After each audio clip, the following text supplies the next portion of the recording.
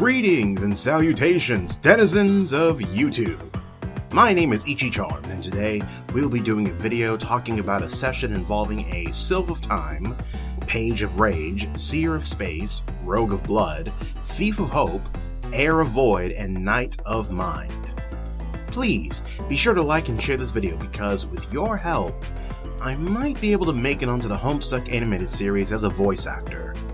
The Sylph of Time, as mentioned before, would likely be the big motivator of the team, lighting a fire underneath them so they can keep up the fight towards victory, while using her powers to patch up any damage they might accidentally, or purposely, I don't know these people, cause to the timeline.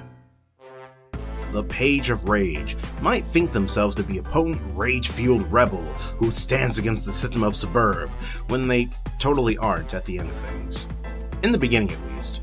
With proper support and not dying early on, the Page would instill fear into their enemies and give their friends the boost they need to fight through any obstacle like flying godlike tanks. The Seer of Space might be able to speedrun the Genesis frogging creating process, having the genetic map for creating the perfect universe lined up in front of them and locating everything they need with ease. All of this information could be a bit overwhelming, though, so maybe guidance from the Knight or Sylph here and there to keep the Seer grounded would be appreciated. They'd also be great support using their sight to locate any physical object they need. The Rogue of Blood could be a bit of a wild card. They could be a boon, stealing bonds and connections from the enemy and giving it to their team to make their friendship that much stronger. Or they could mess with their own party by doing the bond-stealing thing to create relationships, platonic or romantic, that the rogue personally deems ideal. Some logic and reasoning from the Knight of Mind should hopefully keep this in check, though. The Thief of Hope is similar to the Rogue of Blood in that they could either be a boon or a problem for the party. As a boon, the Thief could paint themselves up to be a superhero or even a deity before going god tier to the Dursite people, drawing faith and hope away from the royalty and weakening their armed forces on the battlefield once the final battle rolls out.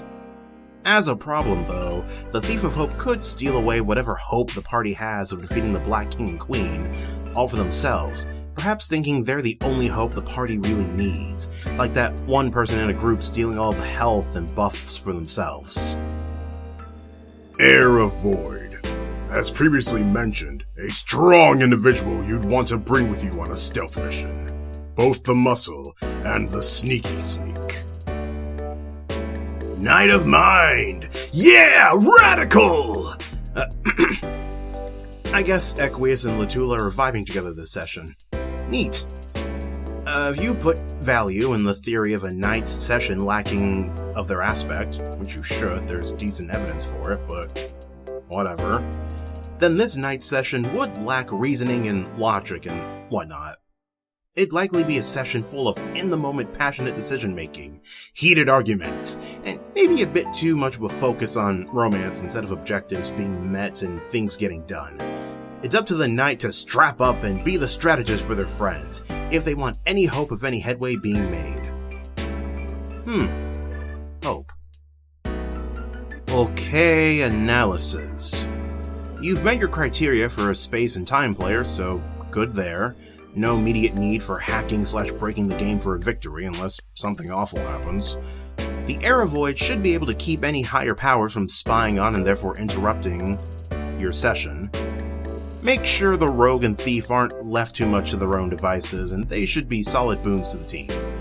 The Page of Rage could be great combined with the Thief of Hope for when all seems lost and you need a kick in the pants.